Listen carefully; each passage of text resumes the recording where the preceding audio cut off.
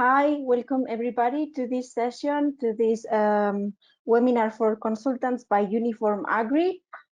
Today we are going to talk about food health and mobility, monitoring all of it with UNIFORM software, and the presenter will be Nick Bell. Hi, Nick. Hi, Almu. Hello, everyone. Yeah, sorry, 1 minute. I explain this and then you introduce yourself. Is that okay? Yes, yeah, absolutely. First of all, just to let you all know that you are all muted. In case you have a question for Nick, you can send it through the chat, or when we finish the whole session, you can raise your hand and we will unmute your microphone. Okay, but raising the hand will be just at the end of the session. During the session, you can send the questions through the chat.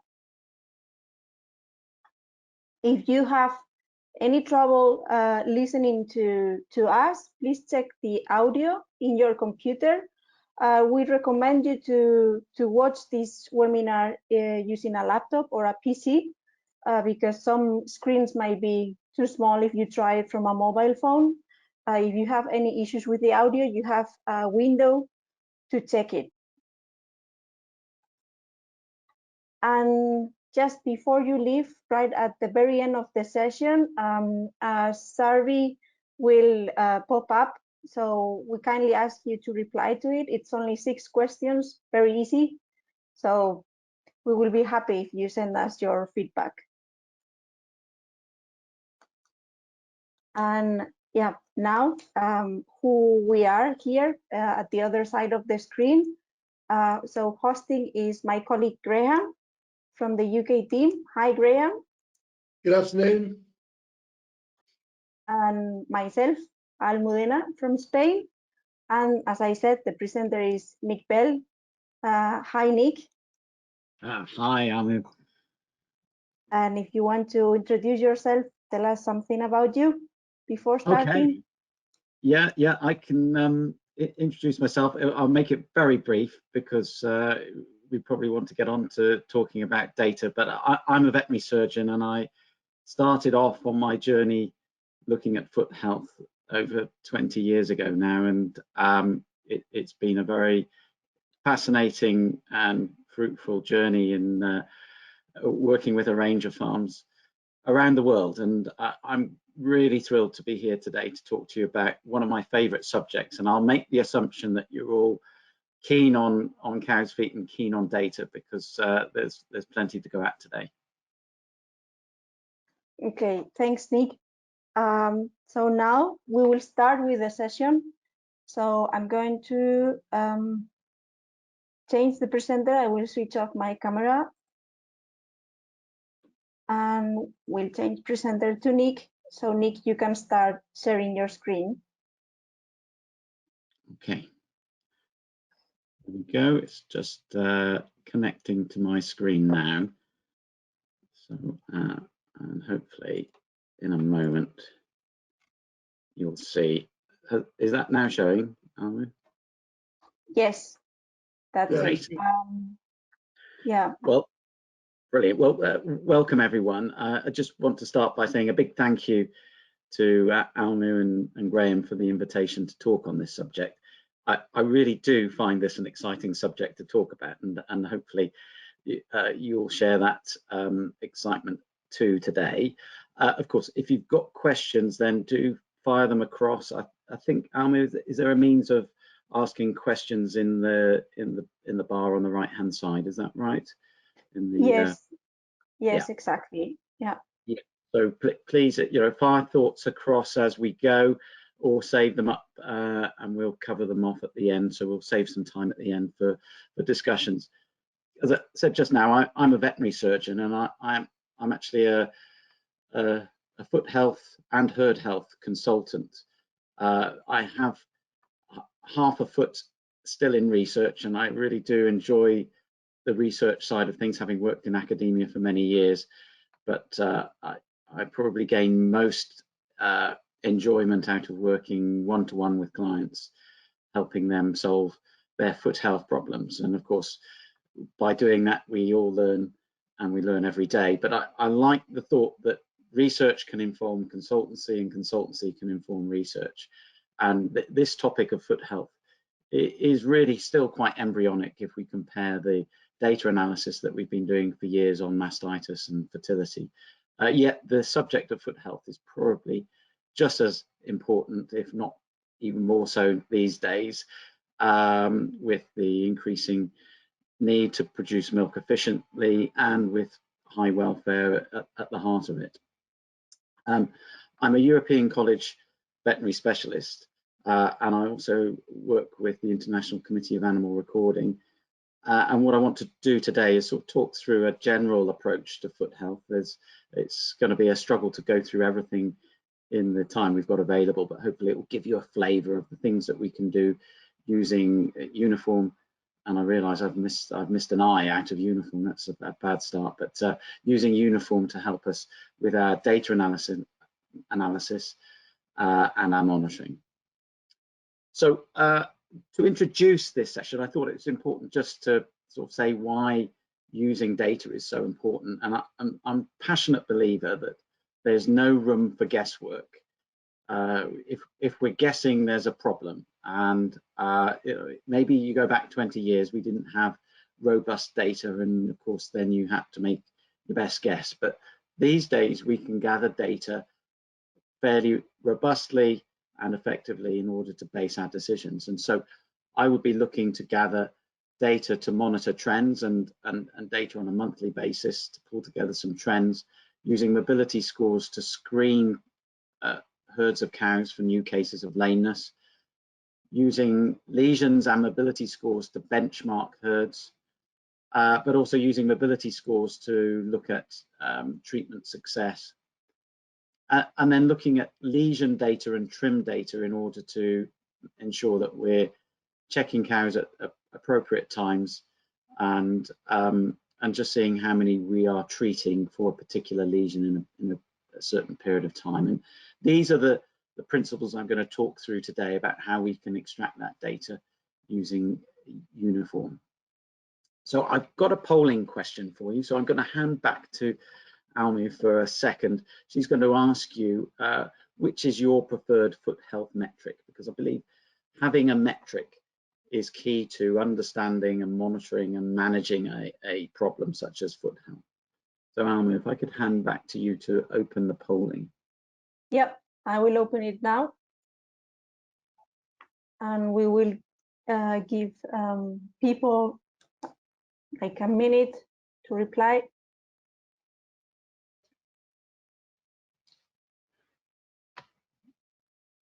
And hopefully that's popped up on your screens. Are you able to see if we've got people answering?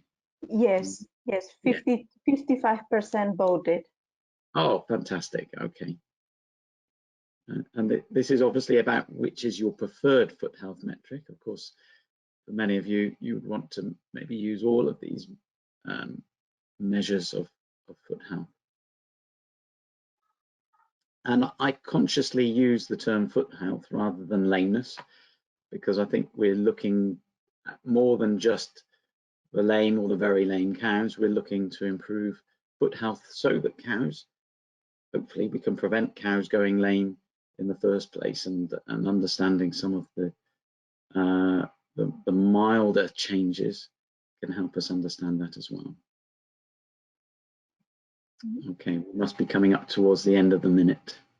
Yeah, we have 88% of people sent a reply.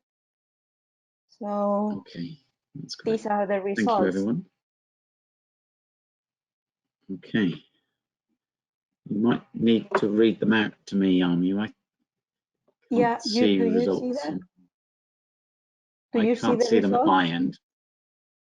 Okay. Well, so 34% said that the metric is lameness cases per 100 cows per year.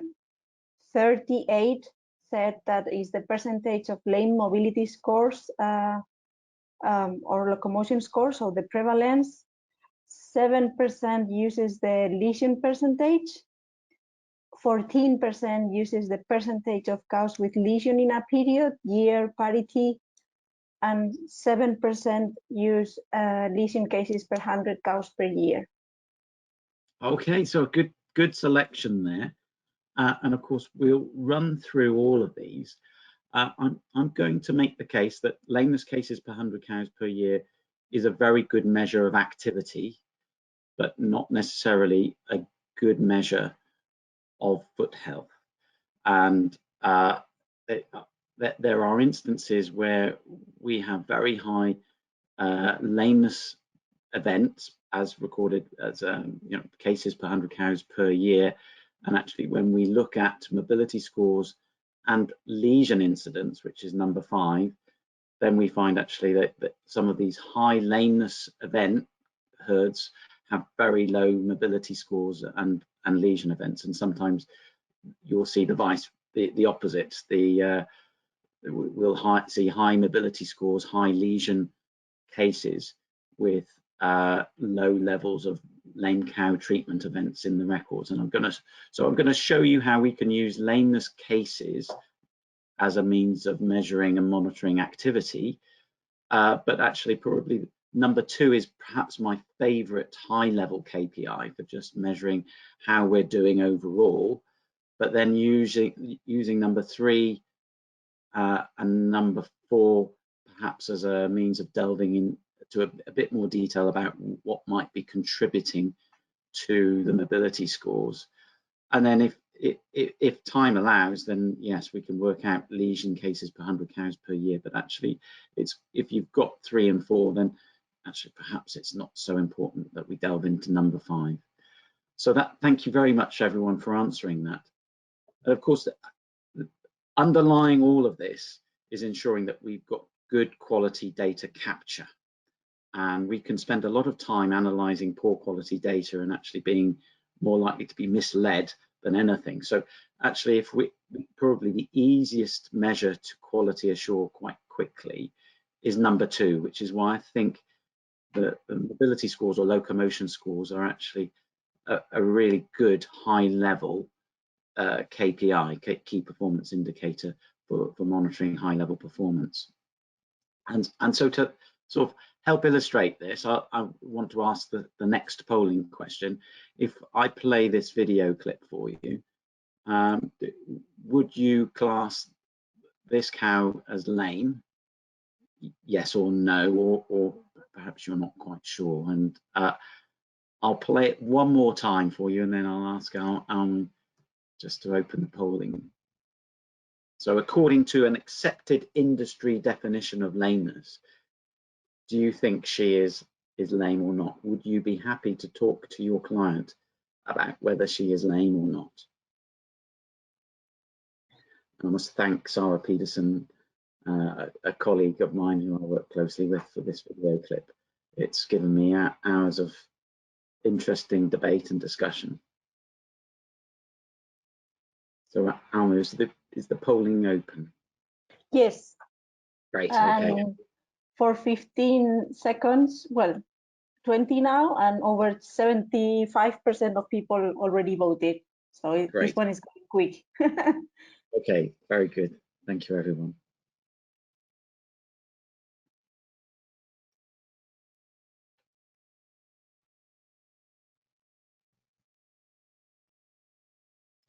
I'll just give you a few more seconds to vote, and then I'll explain why I like talking about this video clip.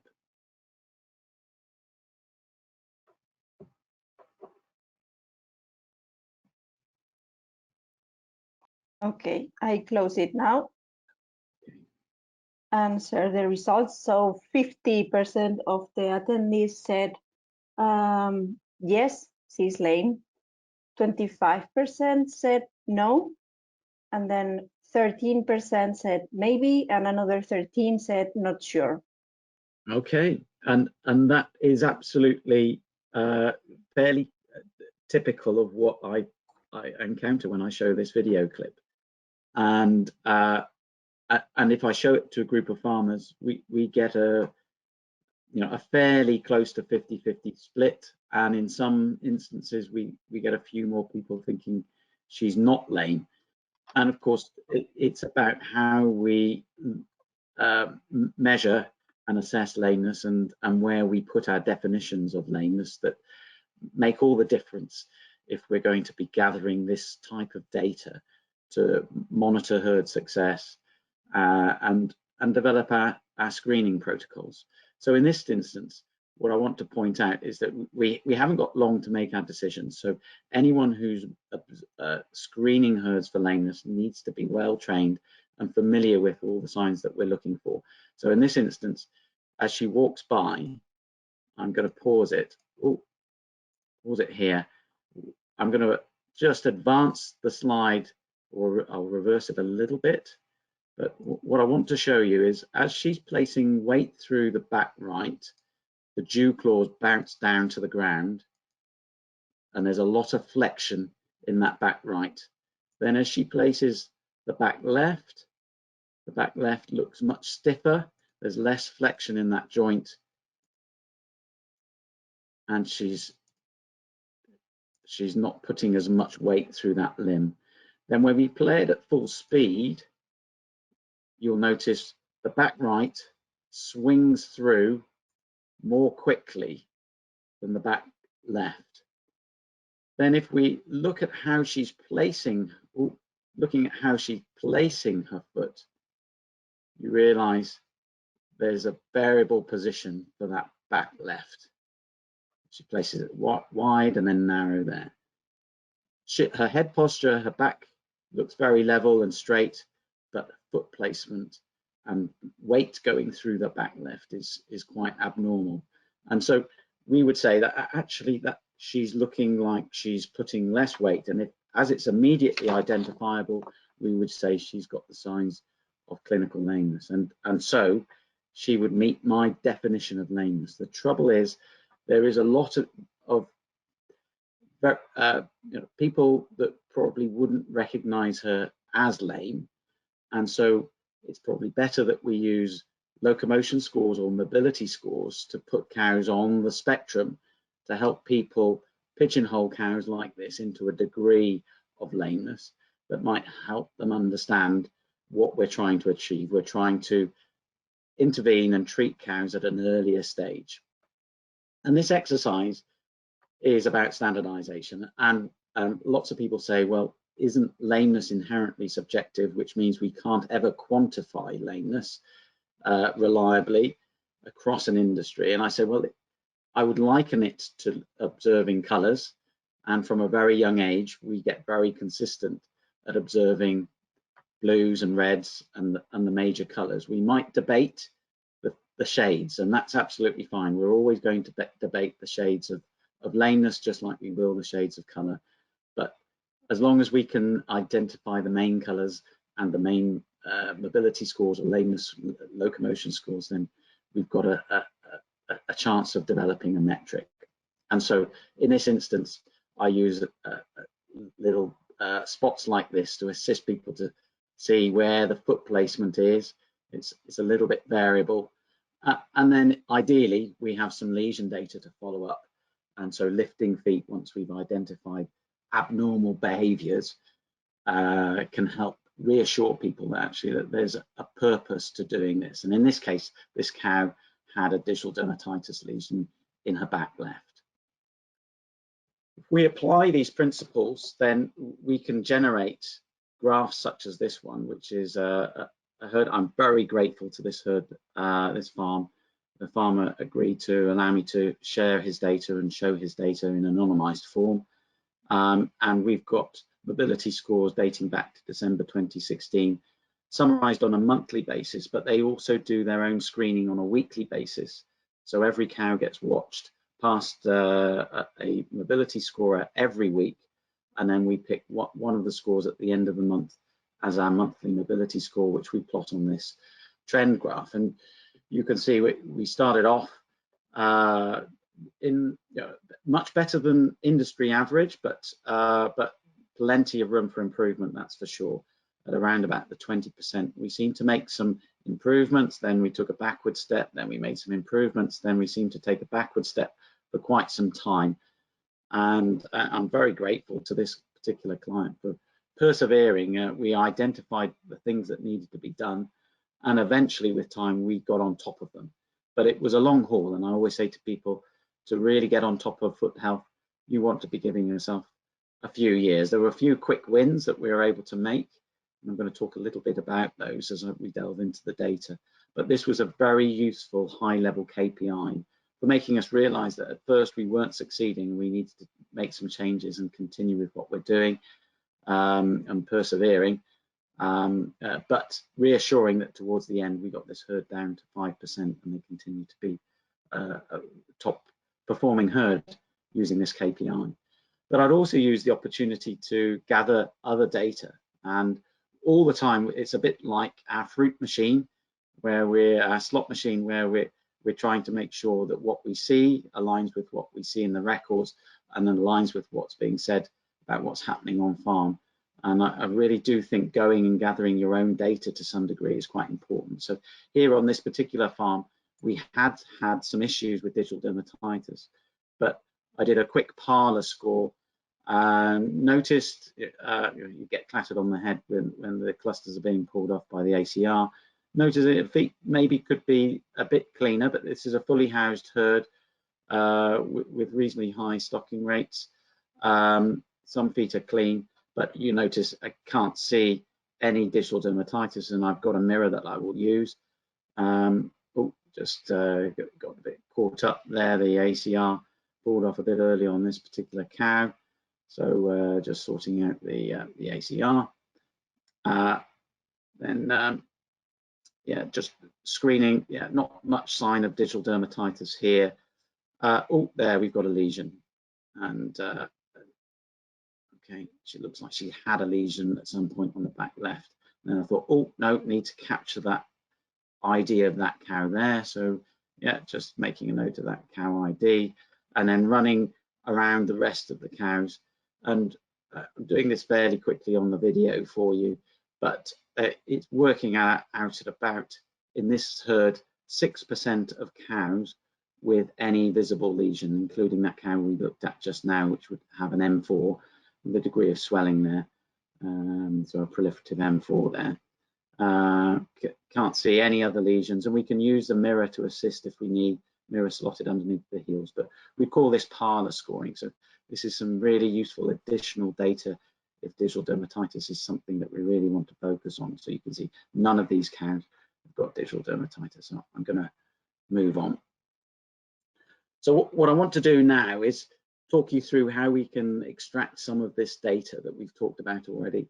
So I'm going to take you through some live data where we look at some mobility score data. We'll look at some health event and narrow that down to foot lesions. And then we'll look at some lameness analysis. And these are the mainstay of the data analysis that we're going to do. But I'm also going to show you how we can use the report writer to generate some really useful additional data extracts so that we can delve into certain aspects of lesion patterns in a bit more detail.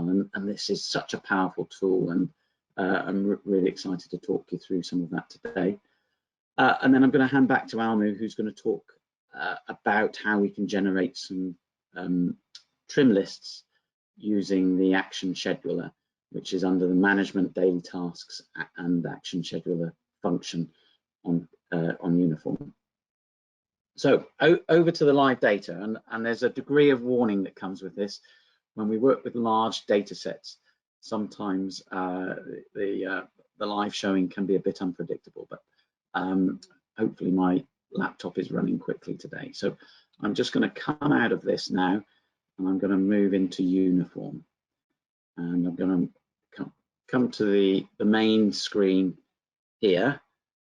And so if I'll go back to, if we go back to management, can you see my screen okay, Almi? Is that yes, transition?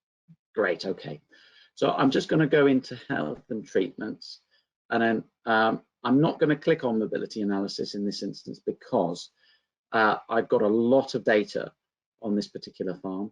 It's an 1100 cow unit, and we do monthly mobility score data. And if I was to click this, it would send my laptop into number crunching mode for a bit too long. So here's one I prepared earlier. So I'm just going to open up the mobility analysis section that I opened up earlier today. And here you can see we've got the last 6 scores for all the cows that have been scored in this herd. So in some instances, there'll be cows that go back to January 2021, when that was their last or first of their 6 scores. But what we're going to focus on are the last 6 scores here. And what we can do is we can go into, there are various things we can adjust in the properties. We could go back further. We could go back into the last 12 scores, but that would really test my laptop. Or we could just look at the last 3 if we really wanted to be a bit quicker. And then we can go into print preview. And I'm hoping this is not going to take too long. That's fine. That's generated the print preview here. And then we could try and generate an Excel spreadsheet. What's interesting is the Excel spreadsheet really gets tested by this amount of data. So what I generally do is produce a PDF, and then I convert the PDF into an Excel spreadsheet of my own, and I find that's quicker and more reliable. So what I'm going to do is just quickly go to an Excel spreadsheet that I prepared earlier for this particular bit of data. So I'm just going to open some mobility score data. So here's one of the spreadsheets that I generated from May 2020. So from that particular set of data, here it is, produced in the this is a PDF version, and then I just use the Adobe export to create an Excel spreadsheet. So here we go. So this is something I subscribe to in Adobe, just to convert that PDF into an Excel spreadsheet. And then once it's in an Excel spreadsheet, it will look something like this, all going well. Just going to open this particular spreadsheet so you can see it. Taking a bit of time, but here we go. Here's all the data exported into Excel. I've tidied it up a little bit because it will have some headings from the PDF, but all the data is there ready for me to analyze. And then I'll show you the last spreadsheet on this, which will just take a second to open. So I then copy and paste it into this other spreadsheet, which then tells me, based on her last scores, is she a new case, or is she an improved case? So in this case, she's been this particular cow here, she's been a score 3, now become a score 2, so she's improving.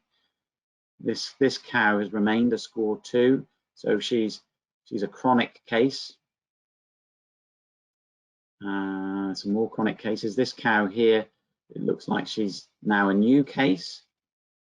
This cow, she's also improved. So we can then classify cows according to how they have transitioned over the last few sets of scores.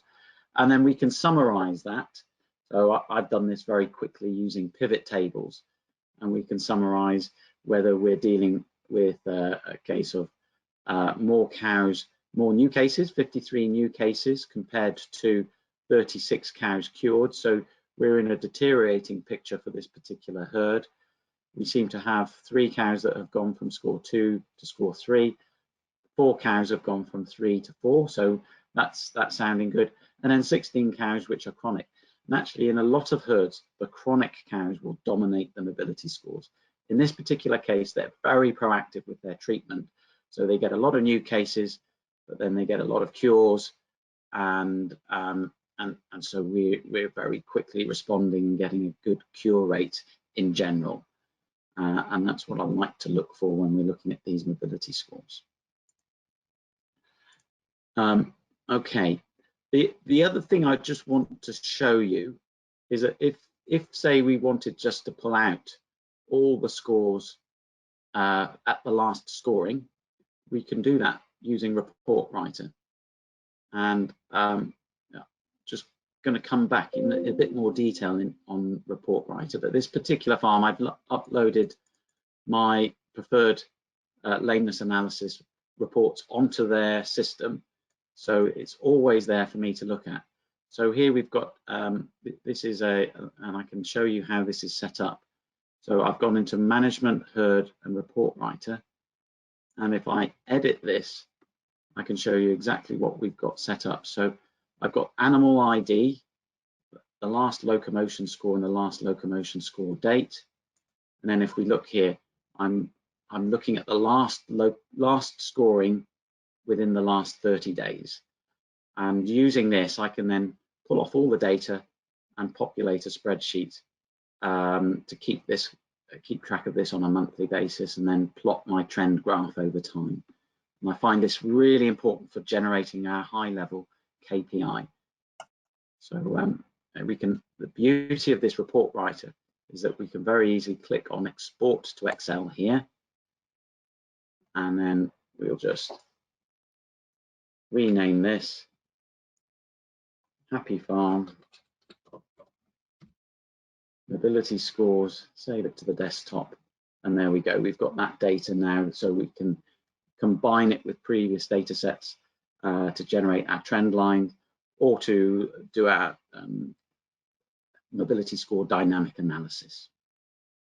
Okay, so that's a little bit on mobility scores, and as I say, I find that a really important starting point. If we get our mobility scoring right, then everything else can build from that. If we then start looking at health event analysis and lesion occurrence, then I find this particular section really useful. Now, for a lot of you, you'll have all sections of the codes ticked. So we can, for most of the time, all of these will be ticked.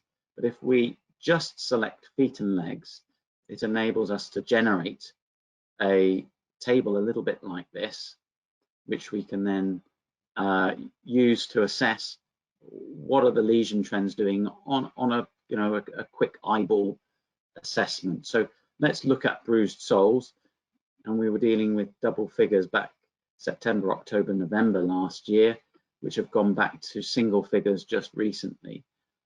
And I'm going to explain a little bit about what the problems are with this herd in a moment.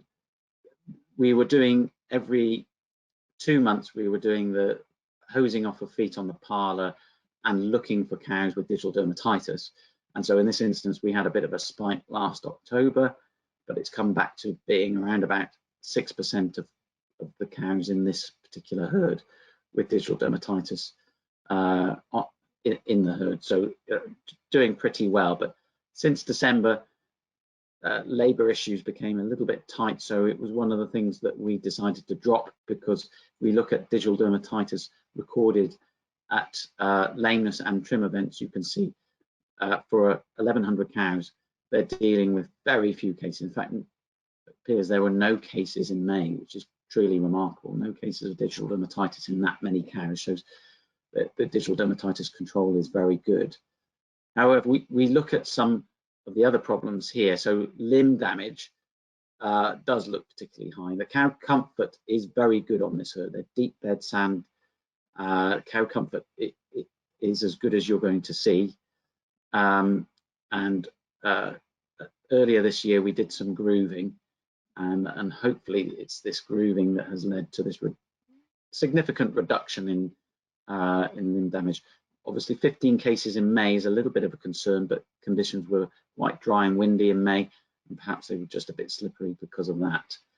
The other thing maybe we can look at is just this number of sole fractures, or heel ulcers as I prefer to call them, and sole ulcers, which looks a little bit on the high side. And the other one that looks on the high side are the thin soles, which there does look to be a degree of seasonality with the thin soles. Toe necrosis looks very low, but what I can point out is actually it's even lower than that because most of it is driven by one particular cow, 8573. That's 3 cases there. 8573, another 2 cases there. So many of these cases in toe necrosis and wall ulcers may be driven by 1 or 2 particular cows. So we have to watch out for that. So that's why I like cow level percentages. But this looking at lesion trends in this way can be quite useful as well. And then the other lesion that we need to really think about is these white line lesions. There seems to be quite a few of these. So we can delve into this in a little bit more detail. So let's, and if we want to convert these to graphs, then again, we can go to print preview, convert them to a PDF, and then convert that into an Excel spreadsheet and generate graphs that way. But I want to show you there's another way in which we can generate graphs from this type of data. The simplest and easiest way is to go into Lameness Analysis. It's just going to take a second to fire up here. And just thinking about it, give it a little bit of time. There's a lot of data to upload. And yeah, as I mentioned, I think lameness cases per month is a good indication of efforts and activity. And you can see last year there was a lot of effort and activity, but as things have got more and more under control, we needed to do less and less in the way of monthly trims. But I've got another way of looking at that a bit more robustly. But what I like about this is that we can look at sole ulcers. Let's pick sole ulcers here. And then we can say, right, what's happening with our sole ulcers by month? And it looks like we're seeing most sole ulcers July, August, September, October. But now let's look at this by month of calving, because I think this will show us something quite interesting as well. And oh yes, that's quite a marked trend there.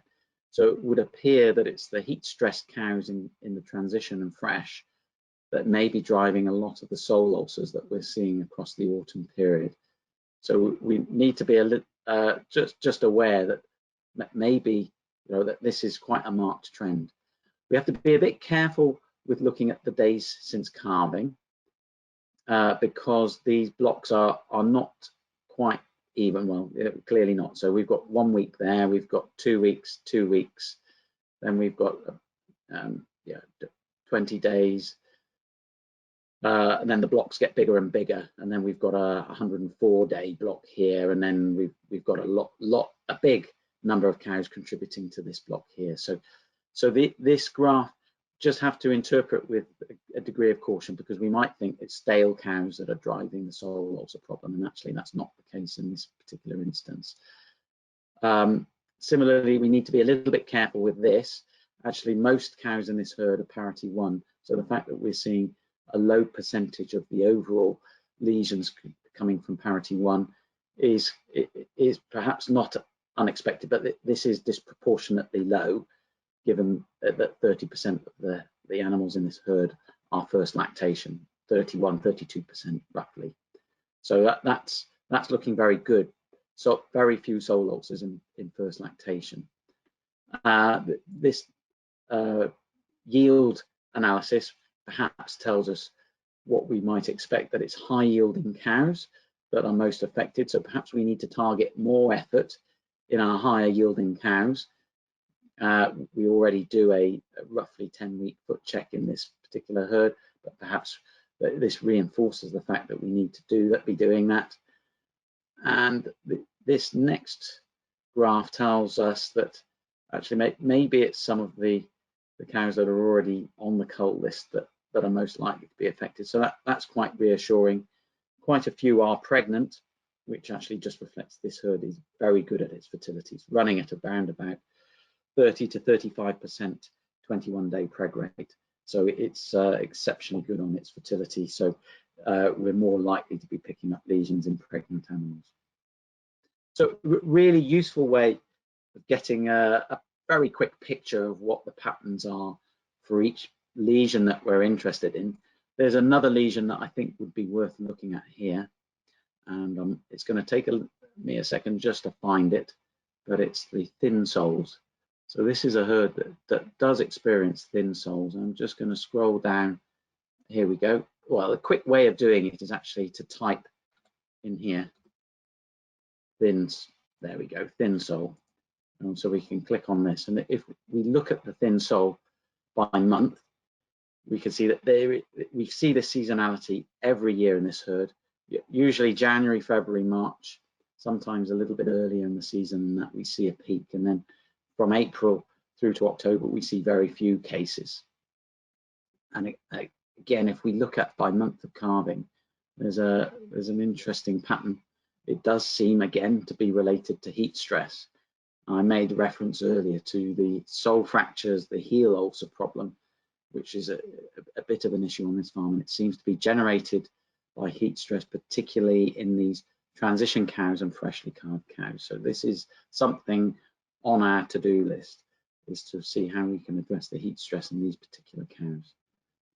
So I'm going to close this, or move on from this particular analysis, and I'm going to now move on to the report writer, because this for me is the really exciting one. So we're going to go into herd and then into report writer, and as I mentioned before, I've got various reports already uploaded onto this farm's machine, and we've named them Nick. So here's Nick lameness scores, Nick mobility scores, and there are a few other things that I look at for this particular herd, ketones and transition cow health. In this case, I'm going to look at the lameness causes, but we could also, let's import a report. And I've got some saved onto my desktop here. I keep my favorites on the desktop here. So let's do routine trims. In fact, I know I've got this one already on here. It's called trim events. So let's look at trim events. Oh, let's hope it's going to find it. Oh, yes, gosh, that was very good. That was very quick. So I just hit T in here, and it found trim events, and it's found the trim events, in this case, going back a period of time. And we can go in and edit this report and just see what we've got here. So we've got days in milk, days since last calving, status, whether to be cold, treatment date, and those sorts of things. We can add more in here as well if we like. We could, we've got current lactation number. We could look at groups if we wanted. There's all sorts of things. It's such a powerful tool. And we can go back. In this case, I've gone back 4 years, but we could go back 1 month or 12 months or whatever you like. I do like looking back over 4 years to look at differences in seasonal trends. And then we hit click, finish, and then we can click on export to Excel, and then we can do all sorts of things with this data. So I'm going to go and show you some data that I looked at earlier. So let's go into report writer, and let's look at some trim activity. So here's some trim events that I looked at earlier. I'm hoping this is the right folder. Oh yes, here we go. So here's the raw data exported from that report writer. And then the first thing I'm going to do is just look at create a histogram. So to create a histogram, you've got to upload an extra bit of analysis into Excel. So here I've uploaded histogram function into Excel, and then I click on data analysis, and it gives me this option of doing a histogram. So here we go. We can input the data that we want to look at, and we can we create the categories that we want to use. So just to be really quick about this, I'm going to show you, here's one I did earlier. So I created 30-day categories, and I wanted to look at, in this instance, that days in milk when cows were trimmed. If we look at that over the last 4 years, we see, oh, actually, a lot of cows being trimmed in the first 30 days, which wouldn't be my favorite time for trimming these cows. I would say the ideal for me would be around about 10 weeks. and there's not really a particular spike here. But what we did was actually in the last few years, we tightened this up. Still some room, I think, for some improvement here. We could get a much tighter spike of trims at around this 10-week mark, and I could tighten up the bins in order to demonstrate that they're all happening at around 70 or 80 days in milk for mature cows, and 60 to 70 days in milk for heifers, maybe even a bit earlier for heifers if we wanted. And so what I can see here, there's a bit of scope for tightening the timings of these trims.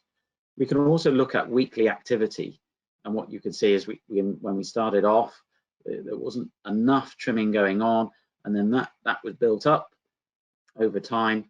A lot of upfront activity, but lots of peaks and troughs, but we've got it much more consistently to the 75 trims a week, which is, I think, where this herd needs to be. We look at the number of trims conducted per year, routine trims. It was around about 5,500 back in 2019. It's now around about 3,800, so 3.5 trims per cow, which is very good for this high yielding housed herd. So far this year, we've done 1.5 trims per cow for the last 5 months, so it's looking at about right for this year. So some efficiencies. I think we need to be looking at about 75 trims a week in order to be hitting our target for the number of trims per week. And so I'm quite happy with where they're going at the moment, albeit with always with some room for improvement. So that's the trims. We can do the same by looking at lesions. We can start looking at when are the lesions occurring and seeing if we need to be doing any other targeted interventions. And I'm not going to go into that because I need to leave a little bit of time for Almu to show you the last bit, which is looking at this action scheduler. So I'm going to just show you, you go into the daily tasks list, and then you go into the action scheduler, and then click into this, and then using this we can set up when our routine trims are going to be occurring. So because I don't do this, I hand this over to Almu. I ask my farms that I work with to set up the optimal routine trim. So Almu, if I can hand over to you. Yes, please. Well, I changed presenter. Okay. And I will start sharing my screen. 1 second. Yep. Do I need to hand it back to you, or can you? No, that's it. I have it. Right. And for me, this is a really exciting function within UNIFORM. It helps the farm get the discipline with pulling out the right cows at the right time. Yeah. So here we are in the action scheduler, and I've created some protocols based on what Nick told me, just for you to see. If we double click on this one, for example, or we could create a new one, bottom left, so we can see, well, first the name we give it to the scheduled action or protocol. We decide based what is the trigger. In this case, is cow calendar, and it's for all cows except parent and dry. In this farm, we can also put some advanced settings, like for example, this one will be only for cows in second or more than 2 lactations. We have another protocol for first lactation and for heifers. And then in what is based the protocol. So it's 70 days after the last calving, because it's a food check when they already had the peak production, the peak in the milk production. And when we work with this protocol in all the list for the hoof trimmer or the person in the farm who is in charge of doing the hoof trimming, we decide how we want to plan the activity and how it will be presented. So in this case, we set for a specific number of days until the registration of a treatment. So it will be shown for 30 days maximum until the treatment hoof trimming is entered in the program. If on day 31 nothing happened to a cow with this scheduled action, she will be removed from the list anyhow. And we can also decide from how many days before we plan this, we want to register, we want to allow to register the event, the treatment of hoof treatment, so cows can leave the list for the hoof trimmer. So in this case, we said it's a hoof check on 70 days in milk, but it can be registered from day 50 in lactation. And here we have the summary. So it's the same with all of these. Some of them are the deselection, so removing the animals from the list is based in a treatment or just a certain period of days.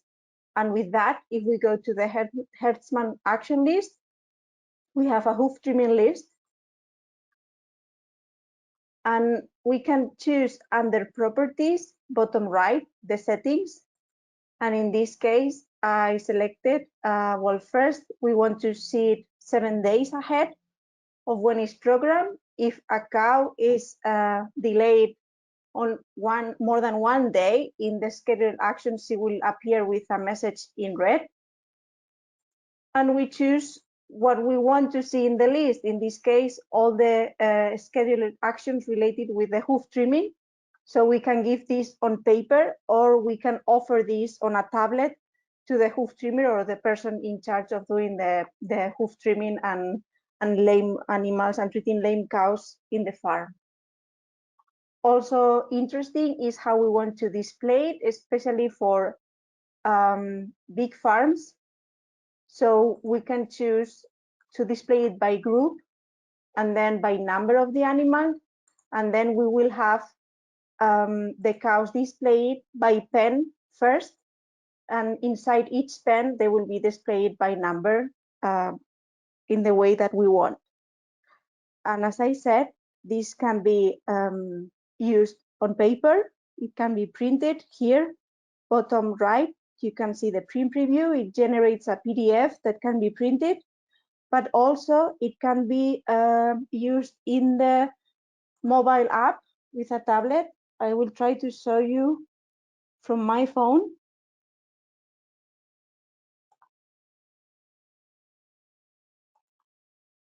Okay.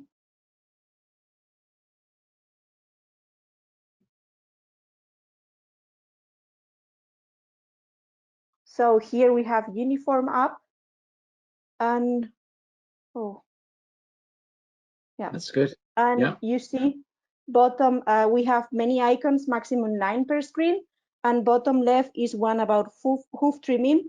So here we have 25 cows that have to be checked previous days from today and also for today and until the 27th of June. And each of the cows appear with the reason why they are on the list. We can enter the results directly in the app, or if we go back to the program,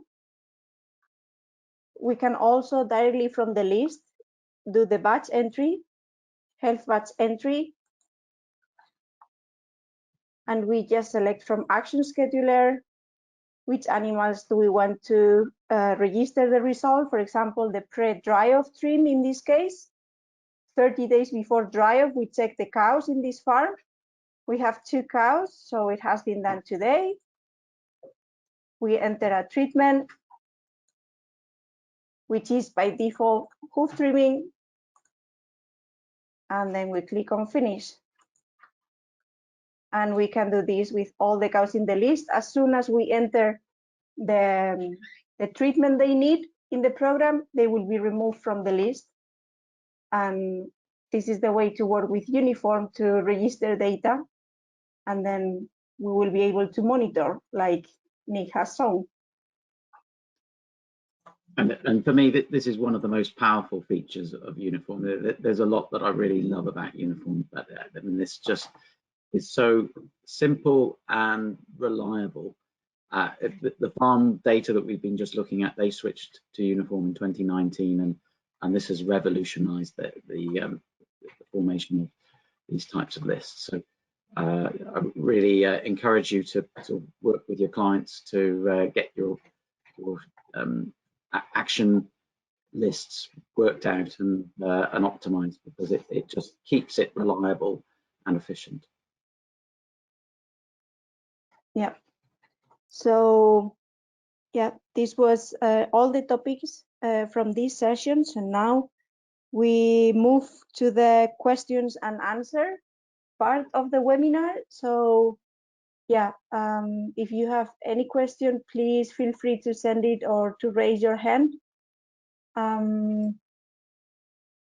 We had one comment that they thank you for showing how to filter with menu item 4.11, because they didn't know that you can filter on a particular lesion.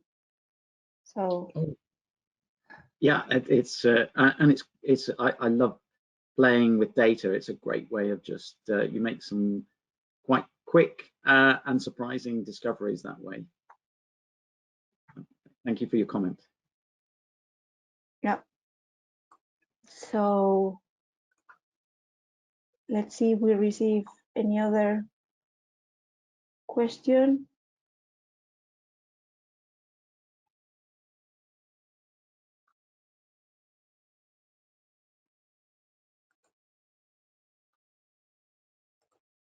Okay, so we have another question. How can you input mobility scoring data?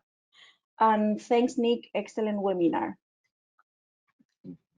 Thank you. I mean, I might ask you to demonstrate the mobility score input, because it is actually very quick and easy, isn't it? But it's the sort of thing I never do. It's always the farm that does it for me. Okay. I think it is, let's go back to the main menu. So if we go to daily events, daily task, and then daily events, and here in batch entry, you have under the option condition and weights, you have the option to register mobility score by date. You can also enter the recorder, and yeah, you go clicking next. You can select dairy cows or young stock. You can filter by pen, so then you go quicker because the list will be shorter. And then you get the list of animals, and if you have a previous mobility score, you will see it here in gray, and then in the white area you just start clicking which one do you want to use. Well, what was the recording. So, and you can enter using the keyboard. You don't need to use the mouse all the time. And once you finish, you click here in finish, and it's saved in the program.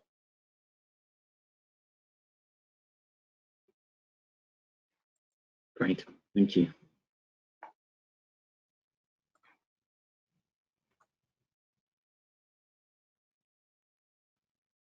Are there any more questions?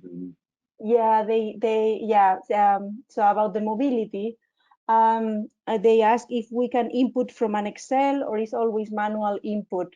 Graham, please correct me if I'm wrong, but I think mobility is not possible to import from an Excel file, right? Yeah, that's correct. So it has to be manual input always. And yeah, we have another question. That is, does this program work only on PCs, or is it available on a tablet shoot side? Yeah, so the program itself has to be installed on a PC at the farm, but then you have the mobile app for smartphones and tablets, and you can create as many users as you wish of the app. So you can have a tablet shoot side with Uniform app in the farm, and you can work with the app in a tablet. Yeah, that's possible.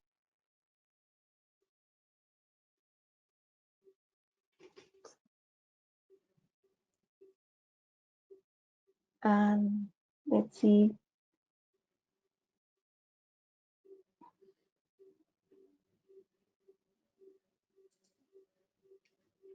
If there are more questions.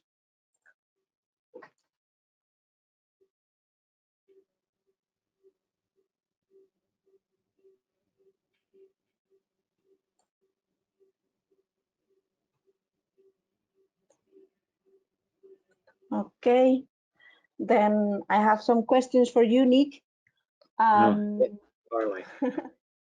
Yeah.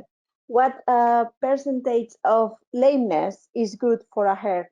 How would you, yeah, where do you put the limit?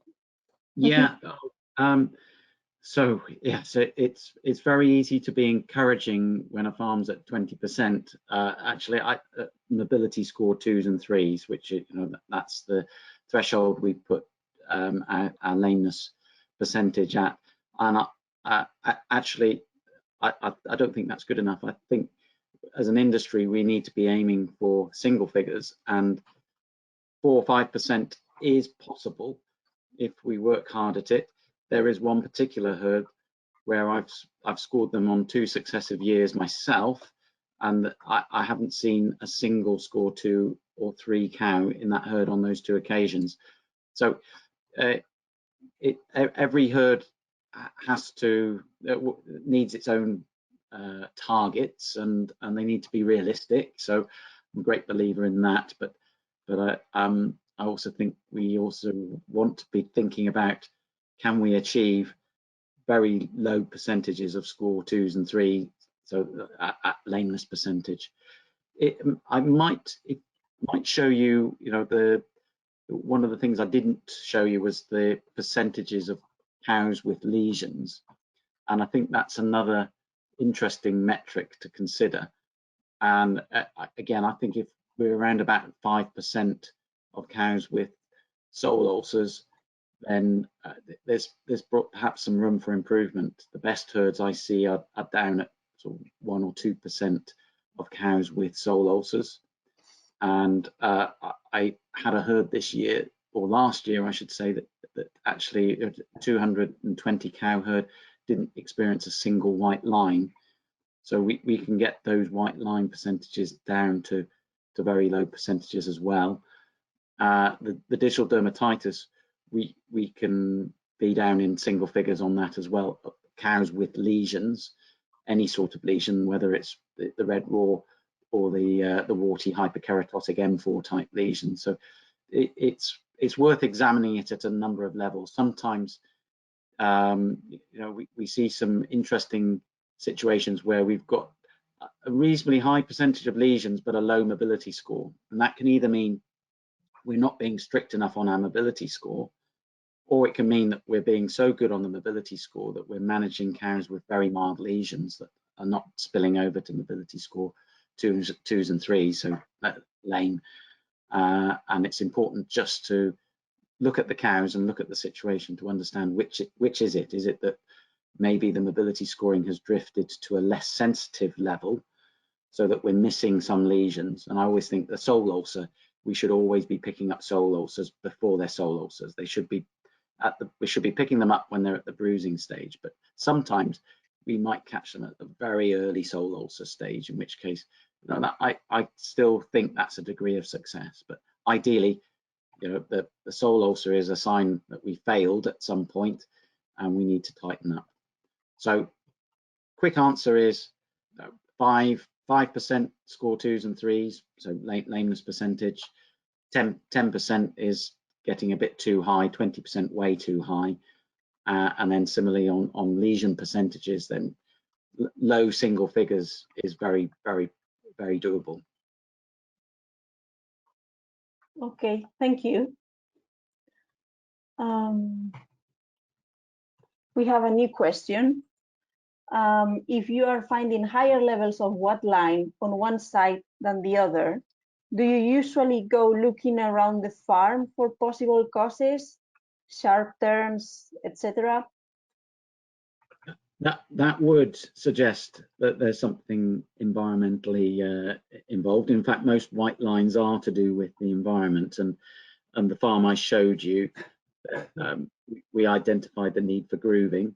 But in the case if it's one limb more than the other, then you must be looking at cows doing some sharp turns on a repeated case somewhere on the farm. There could be an instance of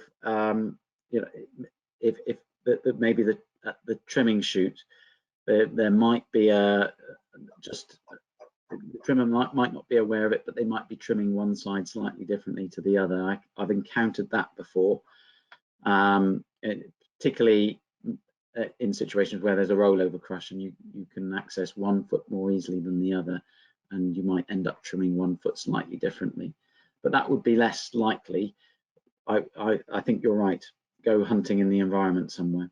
The classic is the cow backing off the rotary parlour. If you rubber mat that area, my word, you see a spectacular change in certain lesions like white lines. Okay, thank you. We don't have more questions, and it's already 10 past. So I don't know, Nick, if you want to add something, any remarks, any to take home message from this session, or any other thing? I'd probably just leave the session by saying it's great now that we're at a situation where we've got data, but data is only as good as the quality of the data that's going into the software. So I work very hard with the teams that I work with to ensure that we have high quality data going in, so that we can make high quality analyses and high quality decisions off the back of that. And for me, the easiest things to improve the quality of the data are the mobility scores and the lesion recognition. And so those are the two areas that I would say go out and work hardest on. And then it's endless, the amount of information you can extract from that good quality data.